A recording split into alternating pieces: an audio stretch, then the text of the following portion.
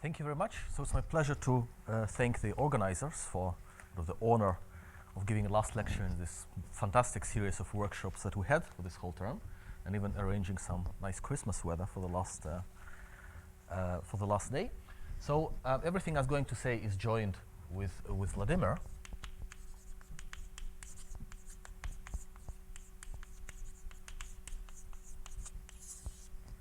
And just to sort of as a motivation, so let me recall a little bit the things that I think he spoke about on Tuesday. So throughout my talk also K is going to be a number field and E over K an elliptic curve. So it's a group of rational points, but the Mordell-Weil theorem is finitely generated, so it's Z to the R plus a finite group. And this R I will denote by rank of E over K. So this is the Mordell-Weil rank. So this is one ingredient in the Birch-Swinton-Dyer conjecture. And the other one, which I think also Vladimir spoke about at length last time, it's the global root number, so this is plus minus 1. And I will denote it by W of E over K.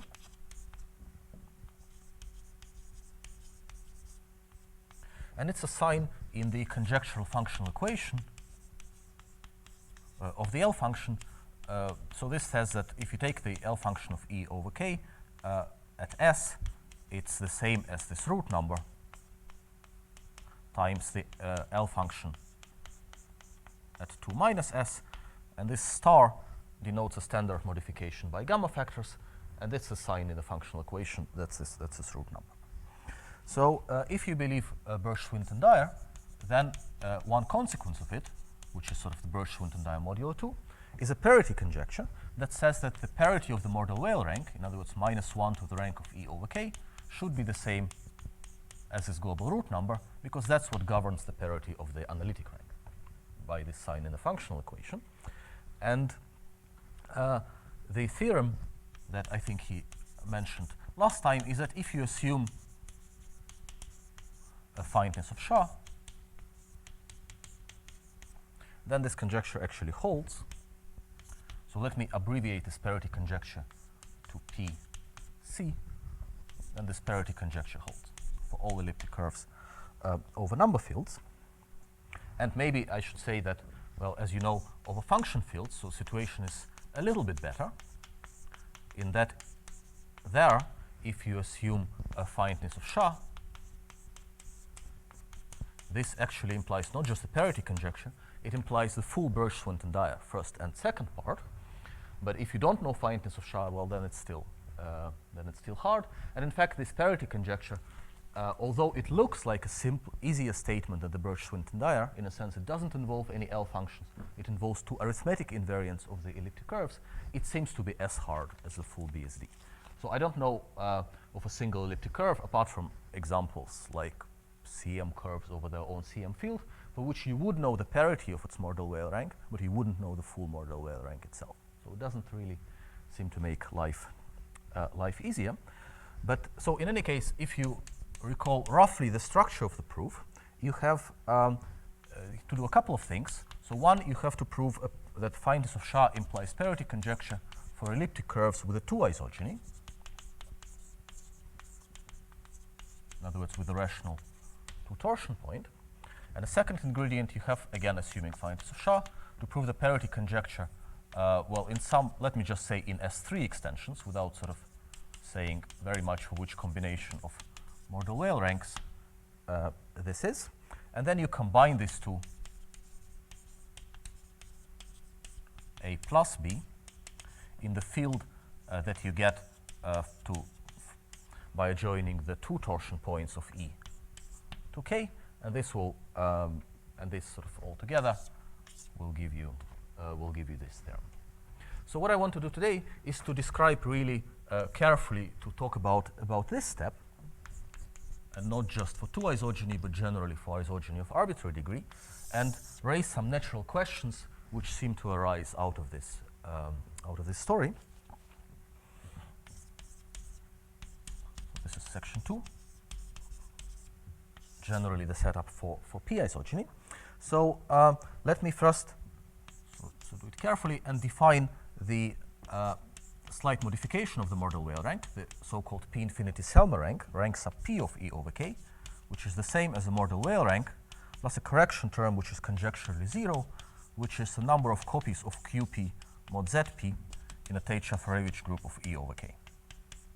So this is a naive way of defining it, but it's fine. So this is a p infinity Selmer rank.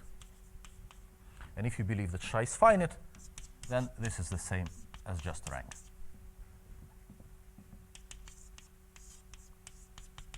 So this is for some fixed prime number p. And the theorem, maybe let me put it on this board because I want to keep it. So the theorem that I really want to prove today, so let me call theorem A, is that if you have the following situation, suppose you have a curve over a number field which admits an isogeny of prime degree p, and if this prime is 2 or 3, or if the elliptic curve is semi-stable, so it doesn't have any places of additive reduction at all primes above p, then it's the parity of its p Selmer rank is unconditionally the same as given by the root number. So in other words, what we say then is that so this is called the p parity conjecture in this case. So that's the theorem I really want to describe today.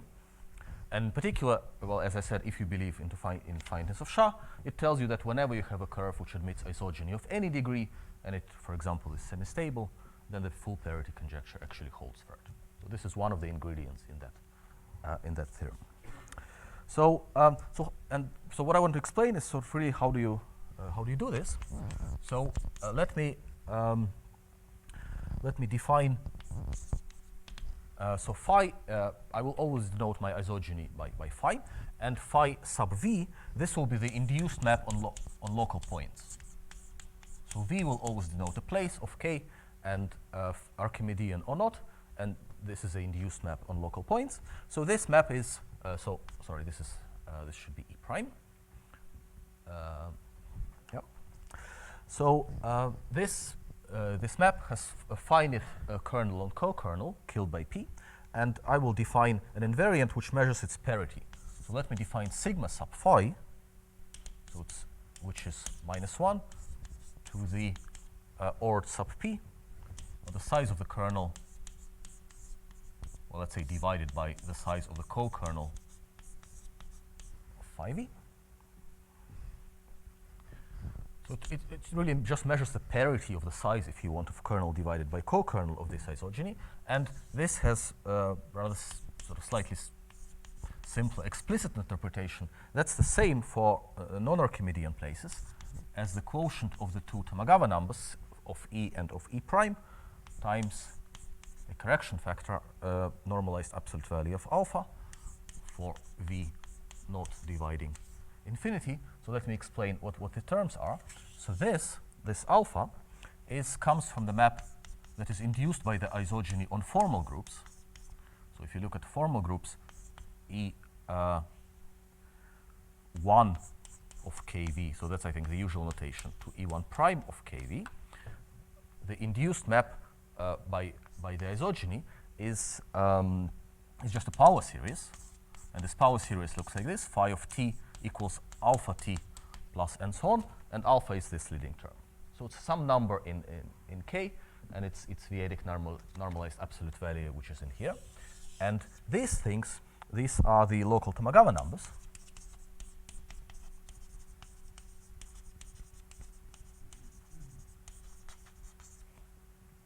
So these are, so this is just minus the valuation at V of the J invariant if the curve over kV has split multiplicative reduction.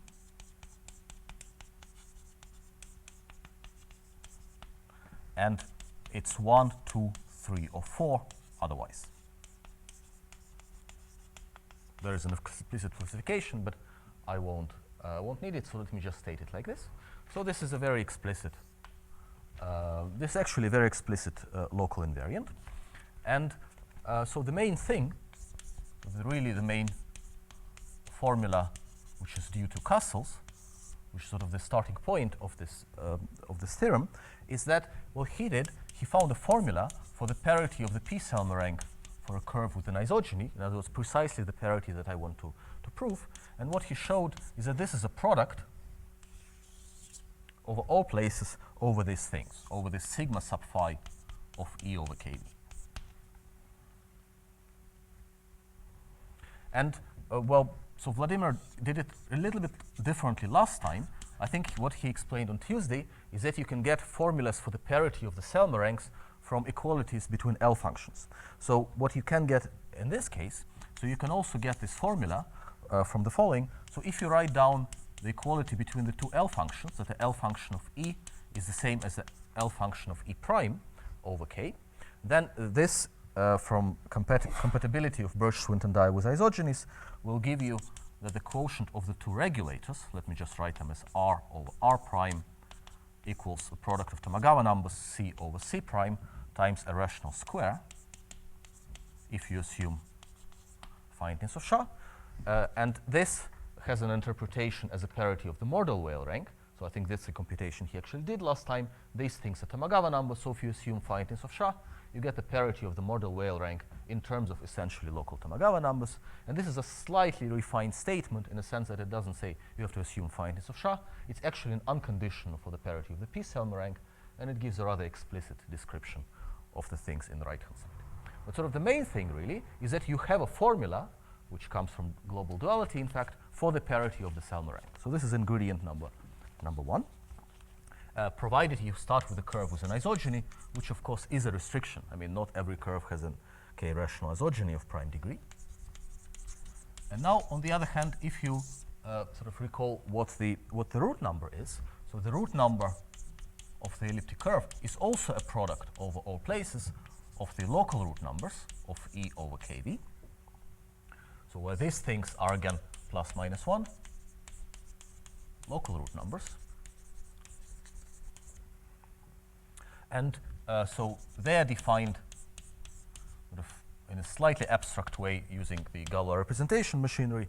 So this is the epsilon factor of the L-adic Tate module of VLE, a dual with some additive character and some measure. So there's an epsilon factor associated to this system of L-adic representations, and then you divide by the absolute value of this the same complex number. So it's a sign of the epsilon factor, if you want. And in this case, this is plus minus 1. And, well, I mean, there's a classification of these things, so which makes it certainly less horrible to look at. So this is minus 1 for all places dividing infinity and all places of split multiplicative reduction for E. So these contribute minus 1 to the root number. And the good places or non-split multiplicative places, they contribute plus 1. So for all semi-stable elliptic curves, here's an explicit formula for its global root number. And it's a little harder to do and much harder to do if V divides 2 if the reduction is additive. So let me just leave it like this. But in any case, there is an explicit formula. So now the point is, of course, that now you have a complete strategy how to prove the parity conjecture in this case. The only thing you have to do is to compare these things, these local terms at V, these kernels and co-kernels, with the local root numbers at all places. Because remember what I want to prove. I want to prove the parity conjecture, that the parity of the P-Selmer rank is the same as a global root number. I have a local expression for the left-hand side. I have a global local expression for the right-hand side. I just have to compare these terms at all places, and then I'll be happy. So let me explain how this works. So for example, let's say that you are in this situation, just for simplicity, that the degree of my isogeny is at least 5. So then you look at just various cases that can occur. For example, the simplest case is when you have a place of k not dividing p and not dividing infinity, in which case the root number is plus 1. As I said, places of good reduction don't contribute anything. And similarly, this sigma phi is plus 1, because that, remember, was, in this case, just a quotient of two Tamagawa numbers, and they're both 1 because you're in a good reduction case.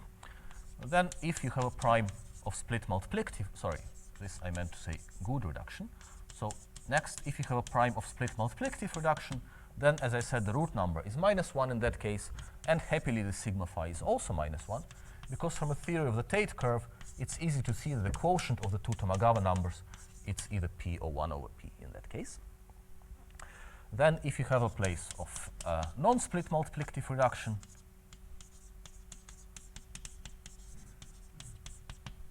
then the root number is +1, and so again happily is the sigma phi, because in this case the two Tamagawa numbers are actually 1 or 2, and my prime is at least 5. So next, and the next case, sort of, that you really have to convince yourself, you look at the case where you look at Archimedean places. So, for example, at a complex place, the root number, as I said, is -1 of the curve, and this kernel co-kernel also gives you -1, because in this case, I mean, well, what happens is that you have a map from complex points of E to complex points of E prime. This is just C modular lattice, and this is a C modular lattice. So this map has all points in the kernel defined over C, of course. So the kernel has size P, and the co-kernel has size 1, because the map is surjective. So this kernel over co-kernel is P, and it gives you this contribution -1 here.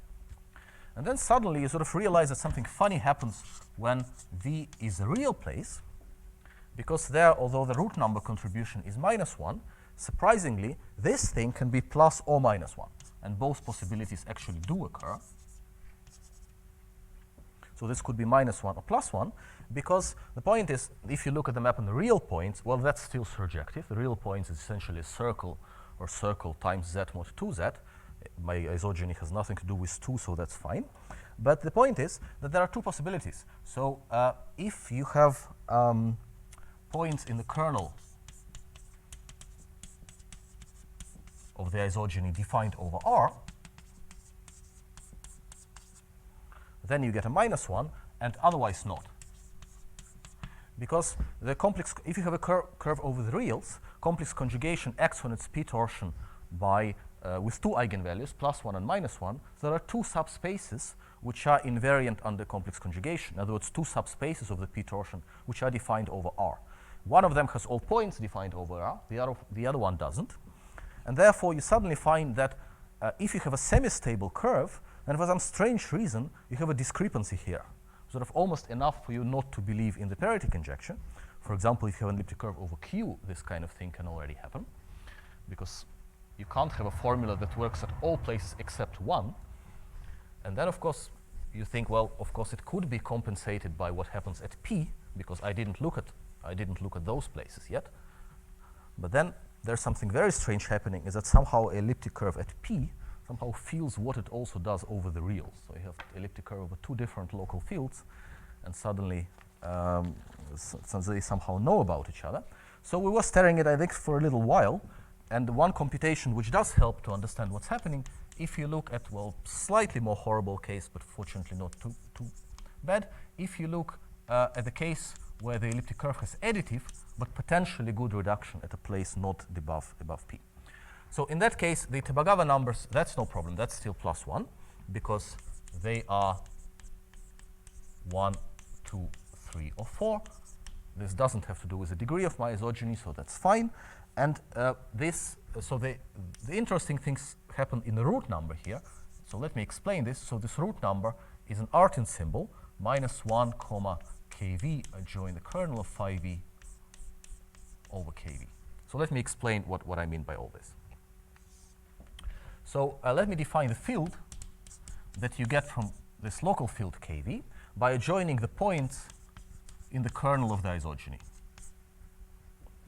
So this is a cyclic extension, cyclic Galois extension of kV. In fact, its Galois group embeds naturally into FP cross. That's sort of from the action of the Galois group on the top left corner on the p torsion.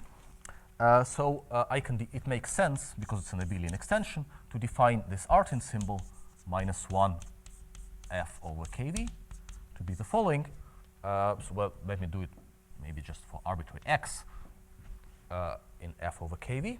So this is minus 1, so this is plus 1 or minus 1, depending on whether x is a norm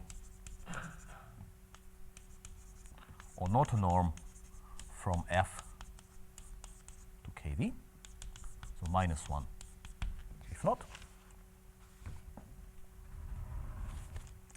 And so this is called artin symbol. And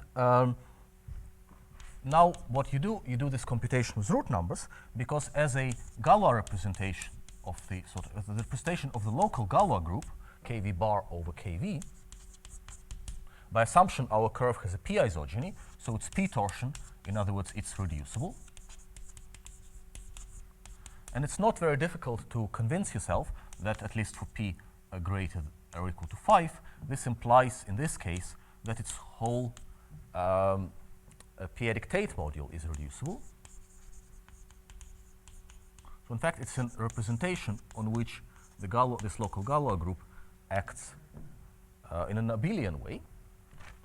So in other words, if you look at the representation associated to E, this just diagonalizes as some character 0, 0, and then the inverse of this character times the cyclotomic character, so as a representation of this Galois group. And then from here, it's easy to compute the root number,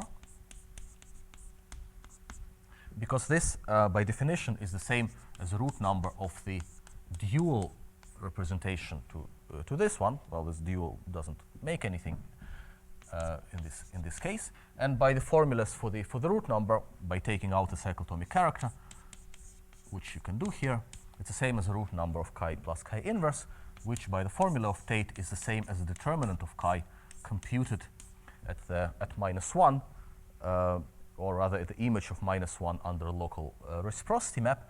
And it's easy to convince yourself that that's the same as this artin symbol. So in other words, it depends or not on whether minus 1 is or is not a norm in this extension. And now you see that something funny happens, because this discrepancy here in the kernel and co-kernel of sigma v is of exactly the same nature. This, remember, was depending on the question whether the point in the kernel of the isogeny was defined or not over kv.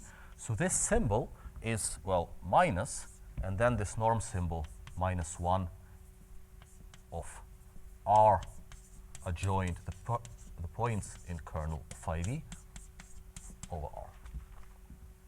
So in other words, you have exactly the same correction term in this case and in that case, except in this case it occurs in the root number, and in that case it occurs in the right-hand side. But in any case, you can conjecture that this is sort of precisely what happens at all places. So let me do this. So you can conjecture that there's always a difference between this sigma phi, the kernel and co-kernel of the isogeny on the local point, and the local root number, and the discrepancy is always given by the same artin symbol at all places. Maybe I should have kept this. Okay. So let me state this as a conjecture, because we don't know how to prove it in all cases. So p isogeny conjecture. So this is really a question about local fields. So let's say that you have a finite extension k of some ql, and you have an isogeny of an elliptic curve defined over k, let's say phi again, to some other elliptic curve e prime defined over k, which is an isogeny of prime degree p, and p is any odd prime. Right? Then with the notation as above, the local root number of this elliptic curve is the same as this sigma sub phi of E over k times this correction term, where the minus 1 is or is not a norm in the field that you get from k by adjoining the points in the kernel of phi in this extension over K. Okay, and what I essentially proved is the following proposition, is that this conjecture holds in many cases. Namely, it holds when L, the residue characteristic, is not P, and also when the curve is semi-stable. So why is this true? So we've, as I already explained, when K is R or C, we are done. I've already explained that that's the correction term then in that case. When P is not equal to L and it's a prime of potentially good reduction, then we're also done by that computation here. And then the only thing what I have to do now is I have to redo some cases that I thought already were done. Because namely, if the P is not equal to L is a prime of multiplicative reduction, I already said then on that board that in that case these things agree, and now suddenly I say, well, they actually agree up to a correction term, so I have to prove that this correction term is 1 in that case. And this is not hard to do, because you look at the extension that you get by adjoining the full P torsion. Inside it there is a field where you adjoin just the kernel of the isogeny, and inside there you have K. So this, as I said, has degree dividing P minus 1. But on the other hand, you know precisely how inertia acts on the P torsion in the split multiplicative reduction case, where P is not the residue characteristic. So you know that the size of the inertia group of KEP over K, it actually divides P. Because inertia acts as sort of matrices of the form 1 star 0 1, again from the theory of the Tate curve. So this extension, this whole extension may be ramified, but the ramification lives all in here, so this one definitely is unramified. So the bottom extension, K adjoin kernel of phi over K, is unramified. And in an unramified extension by a local class field theory, every unit is a norm. In particular, minus 1 is a norm, so this correction term is plus 1 in that case, and that's why we didn't see it. So this is, and well, maybe I should say that in the cases that I didn't yet explain what happens when V divides P and what happens when P equals 3, well, it's a similar argument, except that we really don't know how to do it in the case where the curve has additive reduction and V divides P, which is why this proposition has this condition, that one of these conditions should be satisfied.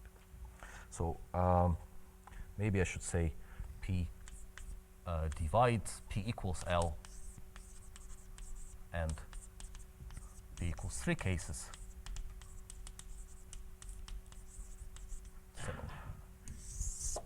Slightly trickier computations, but in any case, that's not hard to do. So, and the corollary is that the theorem that I was going towards. So this result, it does hold in many cases. So namely, it holds when the curve is semi-stable. So I'm now back to the curve over a number field, which has a P isogeny of odd degree P, and this holds when E over K is semi-stable at all primes above P. So this is for P greater than 2. And the proof is that the product formula for Artin symbols.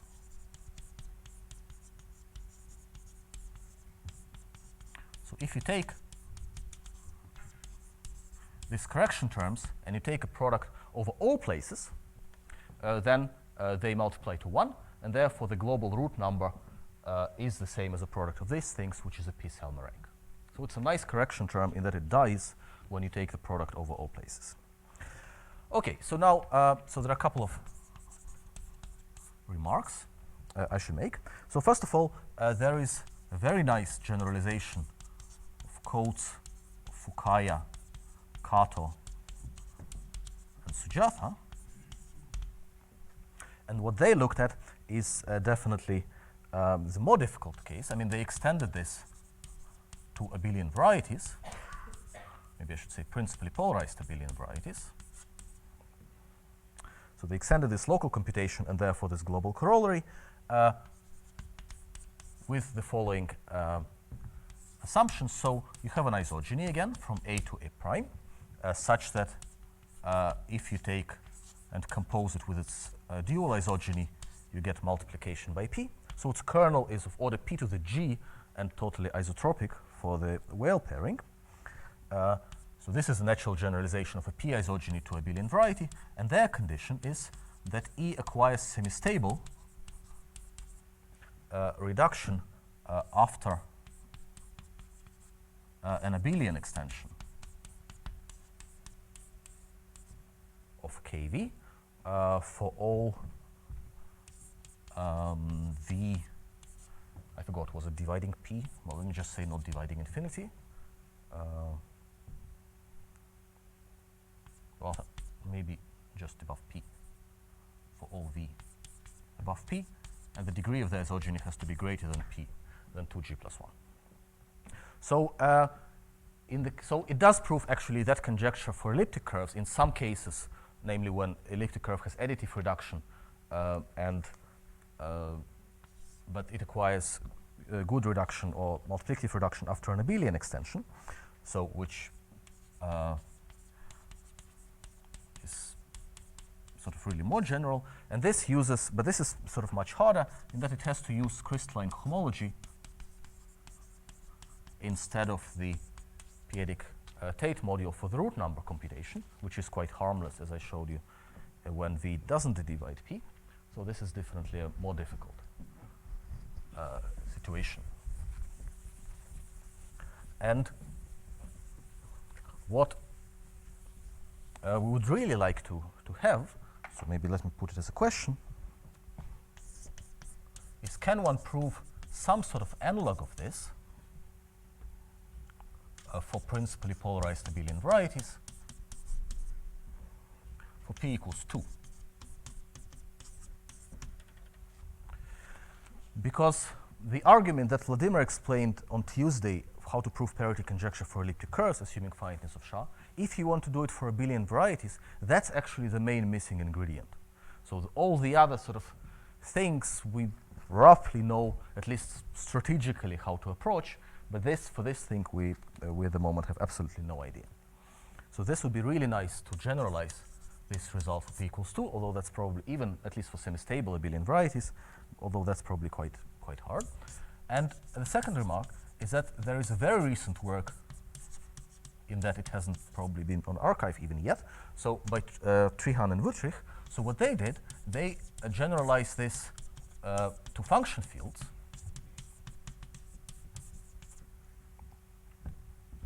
In particular, over a function field, every elliptic curve has an isogeny, namely the Frobenius, and their argument applies to it. And what they deduce from there is a p-parity conjecture for all elliptic curves over function fields that have residue characteristic precisely p. Well, this is p greater than 3, I think. And there are two ingredients. One is the work of Ulmer, who proves that you can achieve a semi-stable reduction starting from an elliptic curve as an arbitrary reduction over a finite field in such a way that when you go up to the extension where it acquires semi-stable reduction, the order of vanishing of the L function doesn't go up. And then by the known case of the Birch-Swinton-Dyer conjecture, it immediately reduces parity conjecture to that case. Plus they have to do some very careful global duality argument, because they are really in a horrible case where you do p-parity conjecture, so you have a look at p parts of Shah and so on in residue characteristic p. So they have really some hard work to do that. Okay, so now next what I want to explain, because that's actually what Vladimir needed for his Tuesday lecture, not what I was talking about so far, is what happens with a 2 isogeny. And it's a very similar situation. So suppose you have an elliptic curve which admits a 2 isogeny.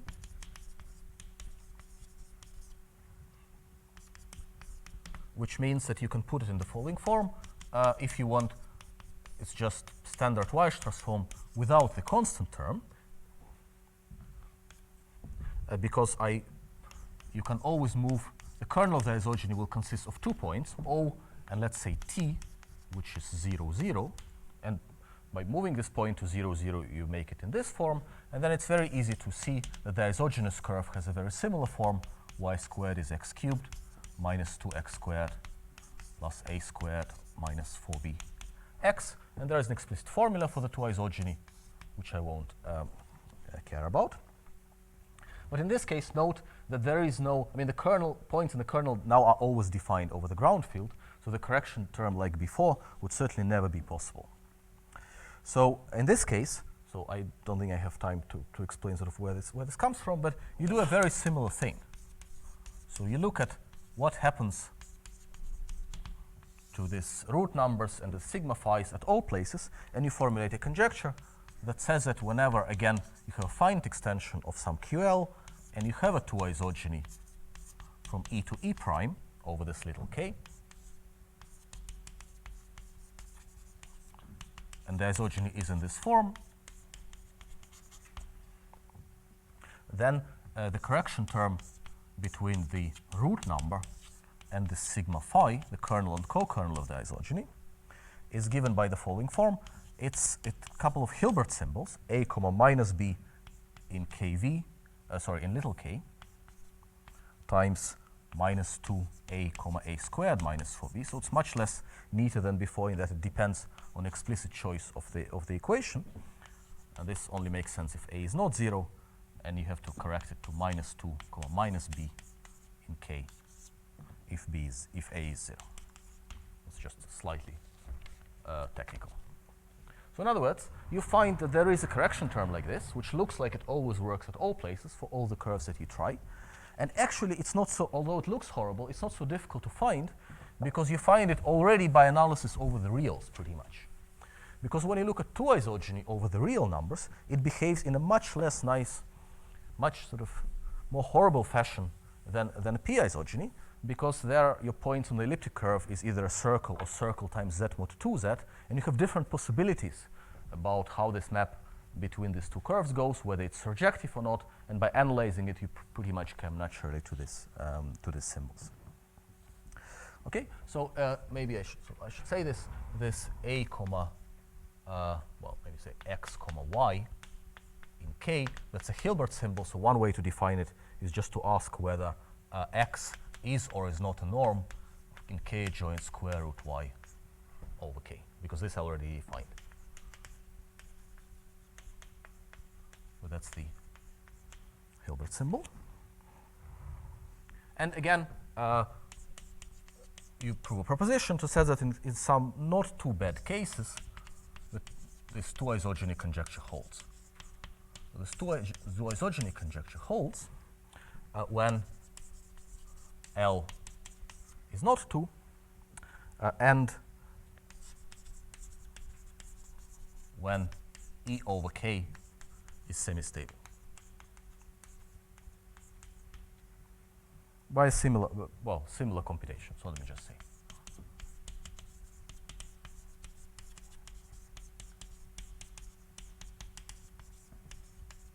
As odd P. And corollary again, by taking now product over all places, you get the corresponding global result that if you now have a number field and you have an elliptic curve over K with non-trivial two torsion point over K. So if you have the additional assumption that if E is semi-stable at all places above V, at all places V above 2, then the two parity conjecture holds for it. So in other words, the two cell in the rank of E over K is the same as a global root number, which is what I was claiming in that case. And the proof is, as I said, the product formula. So if you take the product formula of these Hilbert symbols x comma y, but taken over all places, so in all completions kv, then this is 1. for all x and y in k cross. And the question sort of with which I want to end this part is that, well, is there any kind of conceptual explanation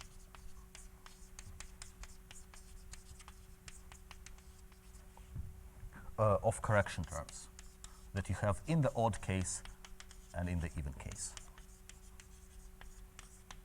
I mean, of course, you expect, if you believe in the parity conjecture, that the correction, because you know that the sigma phi's multiply to the left-hand side and the local root numbers multiply to the right-hand side, you have some sort of correction term of which you only know that its product over all places should be 1.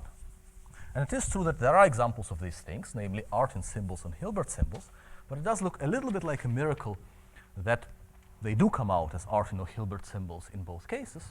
And secondly, it would be very nice to see if there is some really more fundamental reason why exactly these things appear and make them look the same for p equals 2 as in other places, because if you can do that, then maybe you can try and generalize it for abelian varieties and sort of generally try to push this sort of thing a little bit further. But in our case, I mean, it will really say, okay, this correction term is a miracle. We have no idea where it comes from. We can just prove it by a local computation in many cases, which is, of course, not very satisfactory. So, and then finally, what I want to explain is the second part of this theorem, which I said that, or rather the first part, I said that this parity conjecture actually holds for small primes, so p equals 2 or 3. So this is really the only new bit in this talk how to use some kind of a deformation argument to finish off the horrible reduction cases. So the theorem that I want to explain now is that this 2-isogeny conjecture, and actually it's the same for p equals 3, it's actually true. So it's not a conjecture. It was a bit silly to state it like that. And the proof is goes along the following lines. So let me do it for p equals 2. So the situation is you start with an elliptic curve, which I want to use E for something else in a moment. So let me call it E tilde. So it's an elliptic curve defined over a local field in a form as before, where these things, again, maybe let me call A twiddle and B twiddle, where you are now in the only case where we don't know how to prove this conjecture yet. So in other words, K is a finite extension of K2, and E over K has additive reduction. All the other cases are already fine. And what I want to prove is that this local formula holds. So this is really a problem for elliptic curves over local fields. So you want to prove the difference between root number and this kernel co-kernel of the isogeny is given by these two correction terms. So these are twiddles, sorry. A minus B and minus 2A, A squared minus 4B, where all these things have twiddles. And this is Hilbert symbols in K. So let me call this formula star. Of course, if you like being sort of honest to yourself, you say, well, this is a problem about elliptic curves over local fields. We know everything about elliptic curves over local fields, so why don't you just sit down and prove it? But the classification of root numbers, especially in residue characteristic 2, is sort of particularly unpleasant, and it's just not very nice. So we don't know how to do it directly, which is a little sort of unfortunate. So I'd have to use a slightly sort of funny argument, and the argument sort of relies on the fact that if you look at the formula that I'm trying to prove, so the left-hand side and the right-hand side of this formula star, that they're continuous functions. Well, that just means sort of locally constant functions of the coefficients A twiddle and B twiddle. So in other words, if you change your elliptic curve just a little bit, it does not change the validity of this formula because none of the terms will change. And this a little bit you can make explicit if you really want to. So what I want to do now is the following. I want to find now a global number field, which is going to be totally real.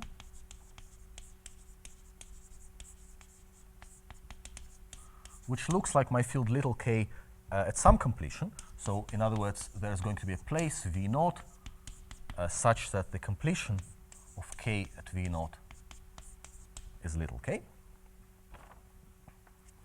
And I will take an elliptic curve over this global field, which has an equation of that form, with now elliptic curve is now will be called E, and this coefficient is now called A and B, and such that they satisfy the following bunch of conditions. So such that, first of all, they're close, this A twiddle and B twiddle are close to A and B. So maybe I should say, well, this is at V naught. So this is less than some very small number epsilon. And secondly, that the elliptic curve at all other places above 2 is semi-stable. So I don't have any problems there. So this is semi-stable. Doesn't have additive reduction at all places different from V naught above 2. And this is, of course, set up in exactly such way that by the same argument that I used before, the formula that I'm trying to prove, in other words, the formula star for the original elliptic curve over K, is now equivalent to the 2 parity conjecture for this elliptic curve over a number field K. Of course, I mean, I already used this before, but I used it only in one direction. I said, if I can prove this local formula at all places, then I can deduce the 2 parity conjecture. And now I want to reverse the implication. I want to find an elliptic curve over a global field, for which I know the parity conjecture for totally different reasons, which have nothing to do with its local computations, and set up in such a way that it looks like my curve at one place and decent at all the other ones, and reverse this implication to prove the local formula that I'm actually aiming for. It's a bit for cheating, but I mean, I suppose it's allowed. So the last condition, so far the conditions I didn't use were the fact that K is totally real, and also I want the J invariant of this elliptic curve to be non-integral, which is not a problem because I can make it look like anything I want at all finitely many other primes just by Chinese remainder, really. So now the only thing that remains to prove is that the 2 parity conjecture, it actually holds for all, so this is really sort of not much problem there, for all elliptic curves E over totally real fields K. Over totally real fields K with provided that the curve has non-integral J invariant.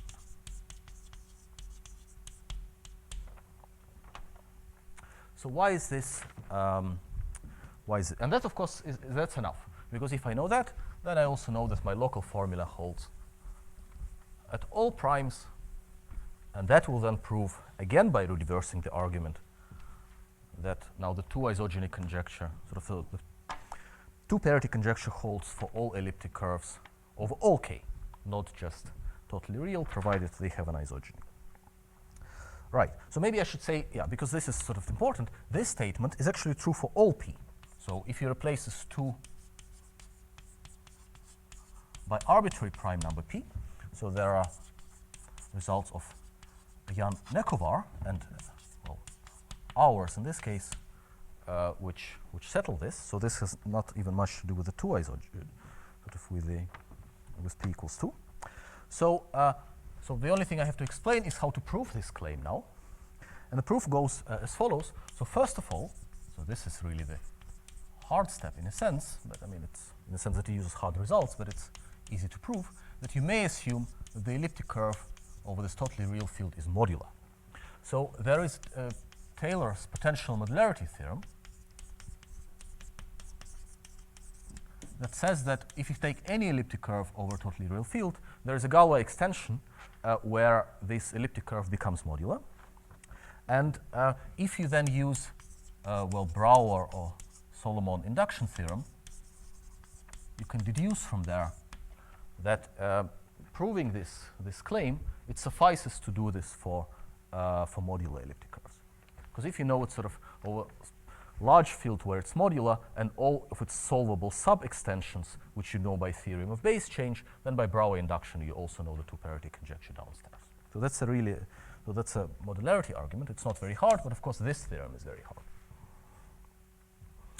Secondly, the 2 parity conjecture is known to hold in quadratic extensions. So in other words, it holds after you adjoin square root of anything to your k, or almost anything. So for all k, for all alpha in k cross, which is not a square, I suppose, and such that this bed place V naught that I have, it splits in the extension, k root alpha over k. So this is known by a work of Kramer and Tunnel. So this is known cases, let me just say these are known cases of the Kramer-Tunnel conjecture, who have a formula for the parity, for the two parity after a quadratic extension, and they prove it in all cases which satisfy this assumption. So the two parity conjecture is okay. So you assume now that your elliptic curve is modular, and you know that over every quadratic extension with this property, the two parity conjecture holds. And then finally, that there exists such an alpha, satisfying the condition 2, such that the order of vanishing of its L function of the quadratic twist of E by alpha over K is at most 1. So this is a bump, Friedberg and Hofstein. So as you see, I'm using here like a lot of automorphic machinery to produce these curves over totally real fields for which we know something about parity. So in other words, it has analytic rank at most 1, and by the results of Gross, Zagier, and Kolevagin, well, they did it over Q, and this is the general theorem due to Zhang in this totally real field context, is that if you have an elliptic curve, so this is a quadratic twist by alpha, but if you have an elliptic curve for which the order of vanishing of its L function is at most 1, then we know the Birch-Swinton-Dyer conjecture in this case. So the full BSD1, the first part of Birch-Swinton-Dyer, is true for this E alpha over K. And we also know that its SHA is finite. So this uses the fact that K is totally real and that J invariant of the elliptic curve is not integral. So these are the two conditions. They come in here. But in particular, so this is a very, very strong statement, and I only care about one little bit of this information, is that the two parity conjecture in particular, it holds for this twist.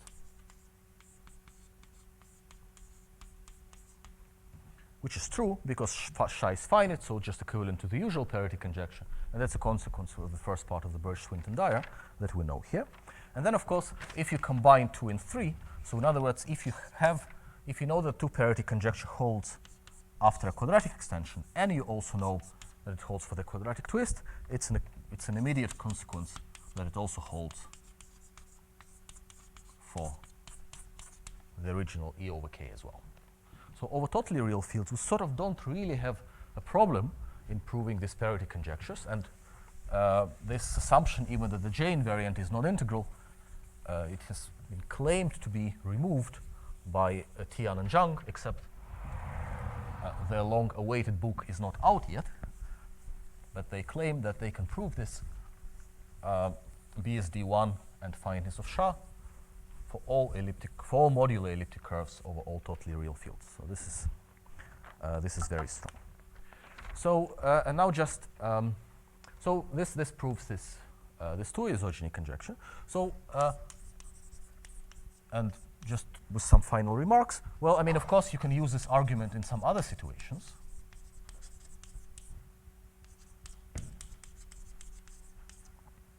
So one is the second ingredient, so let me again be vague and cryptic about it, the three parity conjecture for the twist of elliptic curve by trivial plus sign plus a two-dimensional representation in S3 extensions, which was the second ingredient that Vladimir needed on Tuesday. Secondly, it can prove the full Kramer and Tunnel conjecture, because they've already proved most of the cases, and using this deformation argument, it's very easy to reduce all the other cases. So in particular, the Grobel corollary, which they were interested in, says that for all elliptic curves over all number fields and all quadratic extensions, so let me say it as all alpha, all f over k quadratic, the two parity conjecture holds. So two parity conjecture is true for E over F, which was their original application, and it's really the same argument. And then finally, it can also prove, as I said, the conjecture about elliptic curves with a p isogeny. It can prove it not just for p equals 2, but also for p equals 3. And I think, although we haven't tried to write this down carefully, it should also work for 7, 5, 7, and 13, which are the cases where x naught p has genus 0. And finally, it then raises a question which I think has some relevance to this workshop, is that is it possible, maybe, to prove this p isogeny conjecture for all p with this deformation argument?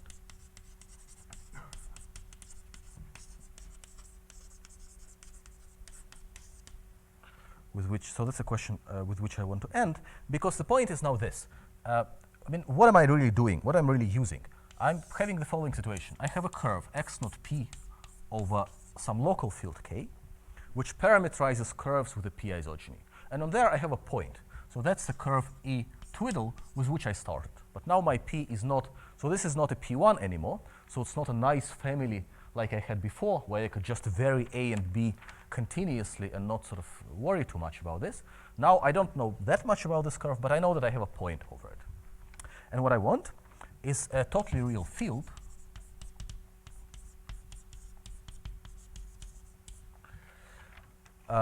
with so this field will now have lots of places above p, and it's above p that I have really a problem. So let me try and draw them like this, because for all places above p, I can look at the completion, and I look at x naught p over that completion. And there I want one of these completions to look like little k. So in other words, I want a point there. And I want that at all other places above p, the elliptic curve is, for example, semi-stable. So in other words, that it falls somewhere here. So there's somewhere a locus of points on x naught p where the elliptic curve over kv is semi-stable. And if I can prove that such a totally real field exists with one place where the elliptic curve, so, and I want an elliptic curve here, such that it looks like my elliptic curve at one place, and it looks harmless at all other places above p. And then I'm done. Then using the same deformation argument and the fact that I know the p-parity conjecture for totally different reasons for elliptic curves over totally real fields, I can deduce that this local formula must always hold.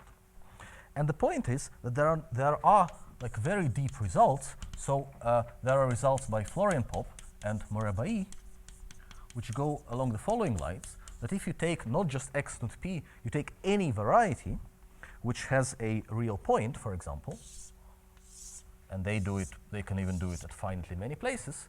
So for example, you have this, so they construct this k, and I can lift my elliptic, so I can lift a point of x naught p there, so they will construct for me an elliptic curve over k with a p isogeny, where k is totally real. So this is completely not an obvious fact, I think, that if you have an elliptic curve over local field, you can always find an elliptic curve over totally real field, which sort of is very close to it, which also has a p isogeny. And the only trouble is that, first of all, the number of these places that they construct is large, and in particular, the only thing that it's important for us, it's a very even number of places of primes above p, because it comes out as an n factorial places pretty much for some large n. But the real problem is that all these points and all these completions, they will look the same. So in other words, instead of this situation where you have one point over at one place somewhere and all other completions point somewhere else on x naught p, all these points would look the same, and therefore all the terms in the formula that we're trying to prove, they will look the same for us. And when you take the product over all places, you just get that some huge even power of that formula holds. But because this formula involves plus minus ones, this of course doesn't tell you anything. So what you need is somehow stronger results about points of varieties, which can either guarantee, for example, that this K would have odd degree, that would probably already suffice with some additional work, or somehow to control points a little bit more and forcing them not in one neighborhood, which comes naturally out of their proofs, but for example, like in two different neighborhoods. And then you could, I mean, of course, their results already have very important applications to, for example, Taylor's potential modularity, but it would be also nice to have something like this, which could, in this case, settle this particular conjecture. Okay, thank you.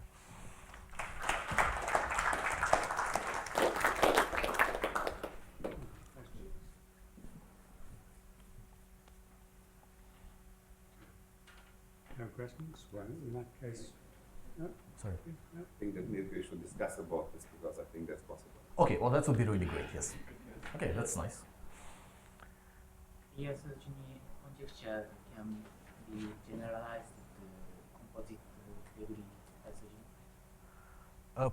Probably yes. I mean, we haven't really tried that because composite degree isogeny you can certainly split immediately into different prime powers, and you could probably probably reduce it to the P isogeny. So I think my intuition is that you wouldn't get sort of a more interesting statement out of it. But it would be nice, of course, to generalize it to, well, other situations like abelian varieties.